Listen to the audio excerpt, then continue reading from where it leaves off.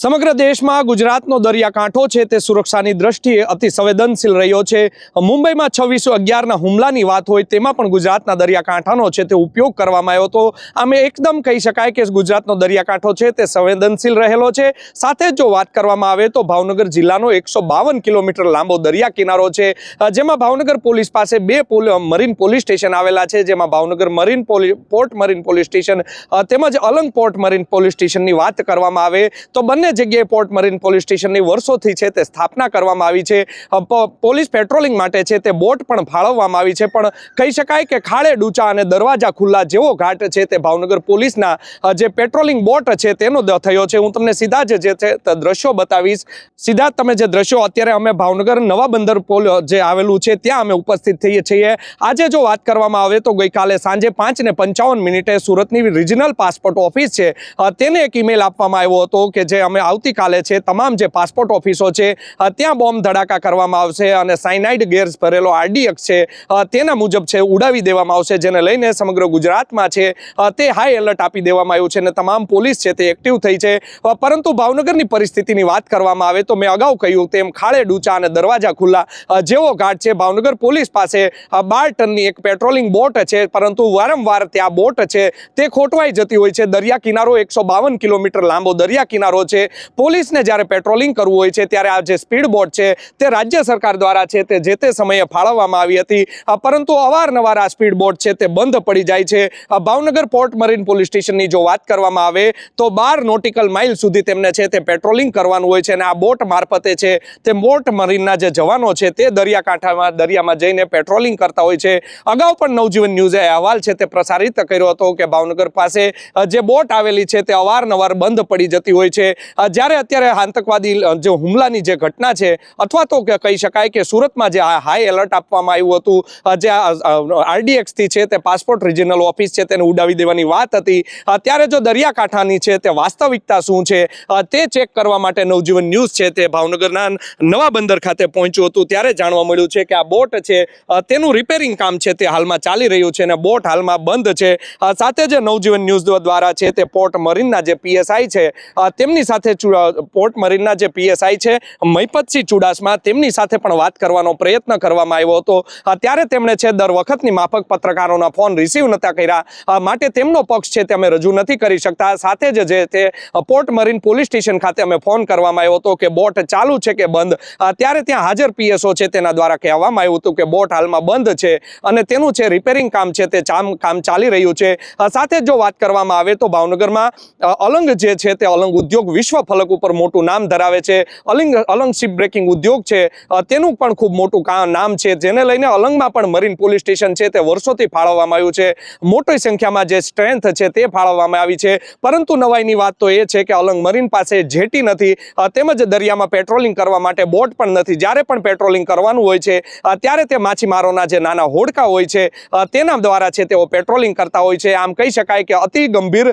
આ ચૂક છે તેને રાજ્ય સરકારે ધ્યાને લેવી પડશે, અન્યથા જ્યારે પણ આવી આતંકવાદી હુમલાની દહેશત હશે, જ્યારે પણ આતંકવાદી હુમલાની ગુજરાતમાં દહેશત હશે ત્યારે કોઈ ને કોઈ રીતે ગુજરાત પોલીસ છે, ભાવનગર પોલીસ છે તે ઊંઘથી ઝડપાઈ જશે તેવું ચોક્કસથી કહી શકાય। આ મામલે ભાવનગર રેન્જમાં જો વાત કરવામાં આવે તો અમરેલી આવે છે। અમરેલીમાં પણ Pipavav port marine police station આવેલું છે, ત્યાં પણ અમે છે તે PSO નો ટેલિફોનિક સંપર્ક કર્યો હતો કે આપની બોટ છે તે ચાલુ છે કે બંધ, ત્યારે હાજર PSO છે તેમના દ્વારા કહેવામાં આવ્યું હતું કે છેલ્લા 5 મહિનાથી બોટ છે તે અમારી બંધ છે।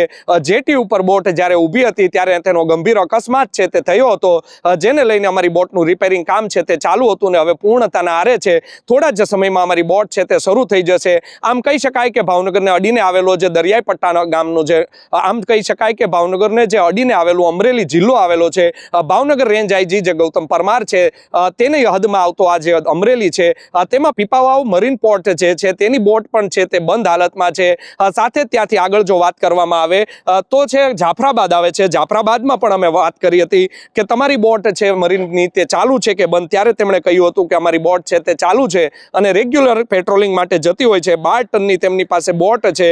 ધારાબંદરની બાજુમાં આવેલ રાજપરાથી પીપાવાવની બાજુમાં આવેલું વારાશુપ છે તેમજ ડીપ સીમાં છે તેઓ લોકો પેટ્રોલિંગ કરતા હોય છે। પીપાવાવની જે વાત કરવામાં આવે તો તેની બોટ પણ લાંબા સમયથી બંધ છે। પીપાવાવમાં છે તે પોર્ટ પણ આવેલું છે, માટે આ જે તાત્કાલિક ધોરણે છે તે રાજ્ય રાજ્ય સરકાર દ્વારા આ જે બોટો જે બંધ હાલતમાં છે તેને ચાલુ કરવામાં નહીં આવે તો અન્યથા છે જ્યારે આગામી સમયમાં જ્યારે ડીપ સીમાં જવાનું હોય, દરિયામાં પેટ્રોલિંગ કરવા માટે જવાનું હશે, ત્યારે પોલીસ છે તે ઊંઘથી ઝડપાઈ જશે તેવી લોકમુખે પણ ચર્ચા છે તે ચાલી રહી છે.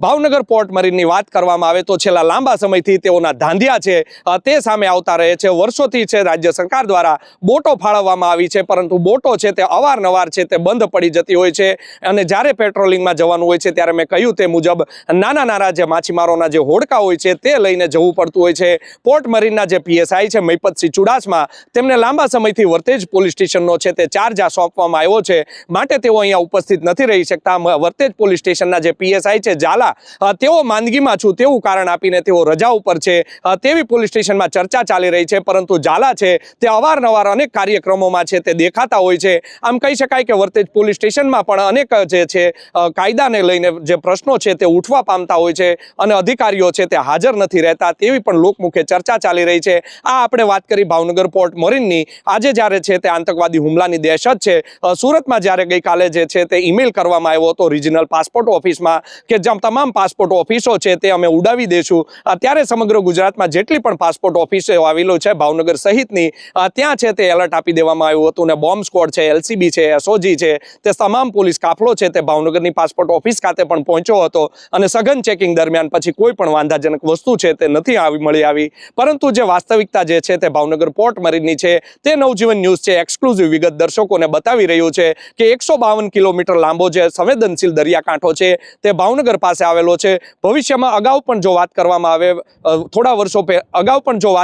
આવે વર્ષો પહેલાની, તો મહુવાનો જે દરિયા કિનારો છે તે પણ સંવેદનશીલ રહેલો છે અને અનેક એવા લેન્ડિંગ પોઈન્ટો જે આવેલા છે જેને લઈને લોકો છે ત્યાંથી ગમે ત્યારે ઘૂસણખોરી કરી શકે. પોલીસને જો હવે પેટ્રોલિંગ કરવું હશે તો શું નાના હોડકા લઈને તેઓ પેટ્રોલિંગ કરવા જશે? તે પણ એક નવાઈની વાત છે. રાજ્ય સરકાર છે તે વિકસિત ગુજરાતની વાત કરે છે, પરંતુ શું આ વિકાસ છે? શું નાના હોડકા લઈને પોલીસ છે તે પેટ્રોલિંગ કરવા જશે? અત્યારે તો કહેવામાં આવી રહ્યું છે કે જે બોટ છે તેનું રિપેરિંગ કામ છે તે ચાલી રહ્યું છે. ઝડપથી ઝડપ ભાવનગરના SP નિતેશ પાંડે દ્વારા પણ આમાં ધ્યાન આપવામાં આવે કે જો આ બોટ છે તે અવારનવાર બંધ પડતી હોય તો રાજ્ય સરકાર પાસે અન્ય બોટની પણ તેમણે માંગણી કરવી પડશે. અન્યથા કોઈ વિચારે ઘટના બનશે ત્યારે આપણે ઊંઘતા ઝડપાઈ જશું તો પણ નવાઈ નહીં. જોવું રહ્યું ભાવનગર પોલીસ છે તે હવે તેની ઘોર નિંદ્રામાંથી ક્યારે જાગે છે અને દરિયાકાંઠો જે રેઢો પડ્યો છે તેને ક્યારે હવે સુરક્ષિત કરવામાં આવે છે તે તો આવનારો સમય જ કહેશે. યશપાલસિંહ ચૌહાણ, નવજીવન ન્યૂઝ, ભાવનગર.